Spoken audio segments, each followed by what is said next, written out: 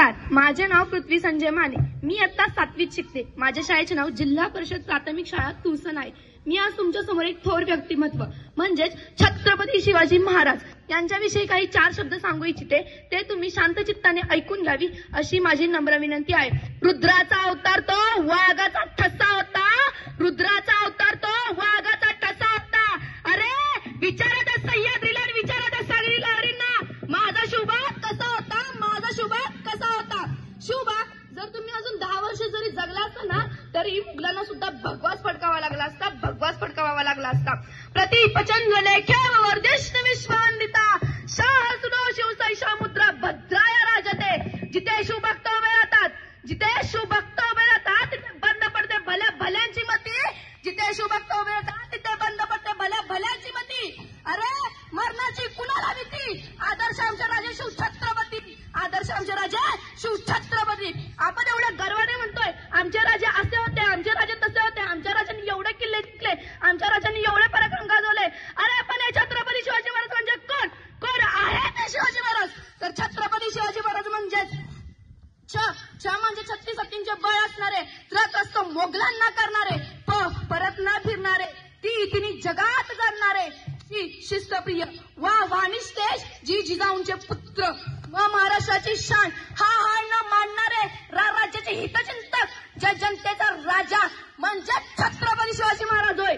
आणि अशा या राजाला माझा मानाचा मुजरा, मानाचा मुजरा, मानाचा मुजरा. अरे स्वतःच्या मनगटावर विश्वास असणाऱ्याला दुसऱ्याच्या सामर्थ्याची भीती कधीच नसते. आणि अशा सामर्थ्याला हरवण्याचे धाडस नियती सुद्धा करत नाही, नियती सुद्धा करत नाही. विजयासारखी तलवार चालवून गेला, निळ्यासाठी काही नुसता चालवून गेला. विजयासारखी तलवार चालवून गेला, निळ्यासाठी काही नुसता चालवून गेला.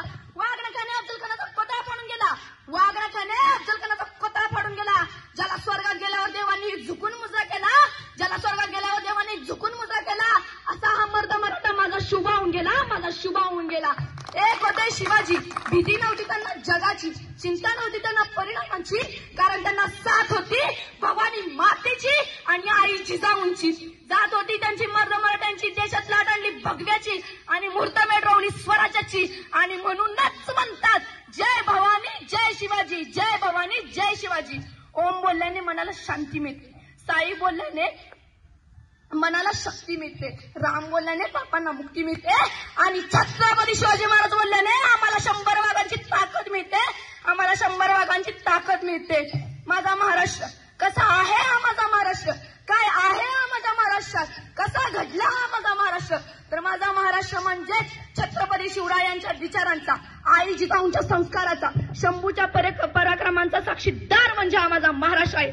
आणि याच महाराष्ट्राच्या मातीत, याच महाराष्ट्राच्या मातीत 19 फेब्रुवारी, होय 19 फेब्रुवारी या दिवशी एका प्रकार तेजस्वी ताऱ्याचा जन्म झाला.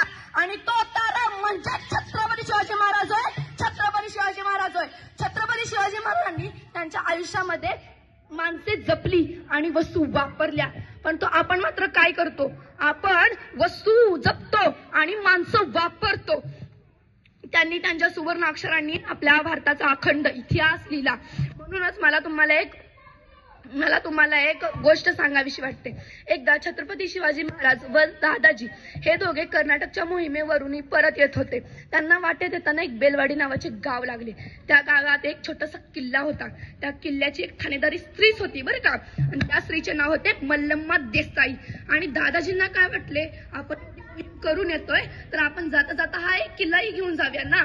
म्हणून त्यांनी एकदा छोटासे सैन्य गोळा केले, कारण त्यांना वाटले की ही तर एक स्त्रीच आहे, ही काय आपल्या एवढं बिघडवणार आहे. म्हणून त्यांनी छोटेसे सैन्य गोळा केले व ते मल्लम्मावरती चाल करून गेले. परंतु त्यांना माहित नव्हतं, कारण मल्लम्मा ही मोठ्या जिद्दीची आणि चिकाटीची होती.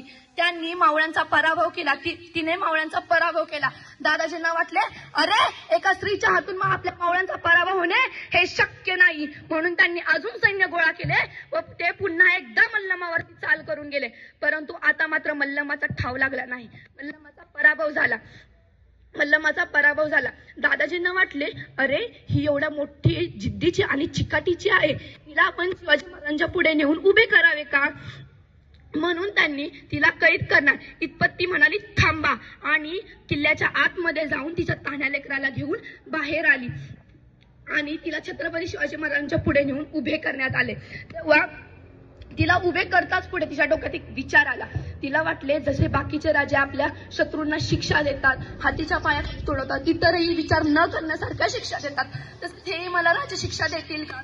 एवढा विचार करताच ती महाराजांच्या नतमस्तक झाली, म्हणाली, महाराज तुमची जी काही शिक्षा असेल ती मला द्या, माझ्या या लेकराला देऊ नका, त्याची याच्यात काहीही चूक नाही, जी काही शिक्षा असेल ती तुम्ही मला द्या। महाराजांनी स्मित हास्य केले। त्यांच्या एका इशाऱ्यावरती किल्ल्यातून दूध आणि त्याच्या वाटीतून दूध आणि एक चमचा आणण्यात आला। महाराजांनी तिच्या मल्लमाच्या बाळाला मांडीवरती उचलून घेतले व तिला त्या बाळाला चमच्याने दूध पाजले आणि मल्लमाला म्हणाले, मल्लम्मा हा माझा भाचा आहे, म्हणजेच तू माझी भगिनी झाली आणि आम्ही आमच्या भगिनीचे राज्य बळकावून घेत नाही तर त्यांना आम्ही आमचे राज्य देतो। मल्लमाला व तिच्या बाळाला त्यांच्या मोठ्या मान सन्मानासहित त्यांचा किल्ला परतवून त्यांना संरक्षित घरी सोडण्यात आले। म्हणूनच म्हणतात, जे जगाने केले ते छत्रपती शिवाजी महाराजांनी कधीच केले नाही आणि जे छत्रपती शिवाजी महाराजांनी केले ते जगाने कधीच केले नाही। असेच एकदा नेताजी सुभाषचंद्र बोस म्हणत होते की आपल्याला जर स्वातंत्र्याला हिंदुस्थानाला जर स्वातंत्र्य मिळवून द्यायचे असेल तर एकच पर्याय आहे आणि तो म्हणजे छत्रपती शिवाजी महाराजांसारखे लढा, त्यांच्यासारखे विचार करा। स्वामी विवेकानंद हे म्हणतात, छत्रपती शिवाजी महाराज हे आत्ताच्या पिढीसाठी एक फक्त नावच नव्हे तर एक ऊर्जा आहे आणि तीच ऊर्जा आपल्याला हिंदुस्थानाला स्वातंत्र्य मिळवून देण्यासाठी गरजेची आहे आणि कोणालाही न झुकणारे, कोणापुढेही न झुकणारे, सगळ्यांना आपल्या पुढे झुकायला लावणारे इंग्रज ब्रिटिशही म्हणतायत की छत्रपती शिवाजी महाराज अजून 10 वर्षे काय 5 वर्षे काय अजून 2 वर्ष जरी जगले असते ना तरी आम्हाला हिंदुस्थानाचा चेहरा पता आला नसता,